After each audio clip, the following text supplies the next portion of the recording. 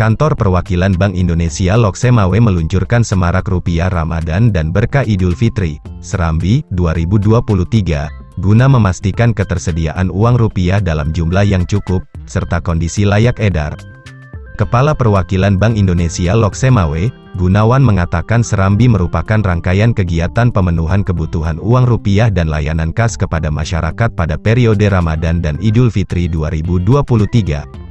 Ia menjelaskan penukaran uang pecahan dimulai pada 4 sampai tanggal 18 April tahun 2023. Penukaran uang pecahan itu juga bekerja sama dengan pihak perbankan di 10 kabupaten kota, wilayah kerja Kantor Perwakilan Bank Indonesia Loksemawe. PJ Wali Kota Loksemawe Imran mengapresiasi BI yang terus bekerja menyokong optimalisasi transaksi pembayaran rupiah. Imran juga berharap Serambi 2023 dapat memberikan edukasi dan sosialisasi untuk memberikan pemahaman kepada masyarakat untuk cinta, bangga dan paham rupiah serta berbelanja bijak selama Ramadan dan Idul Fitri. Ia menambahkan sekarang ini teknologi digital semakin berkembang, tentu aspek pembayaran serta transaksi lainnya pasti akan menggunakan digital, maka itu, terkait penggunaan uang non-tunai dengan teknologi digital harus ditingkatkan, pungkasnya.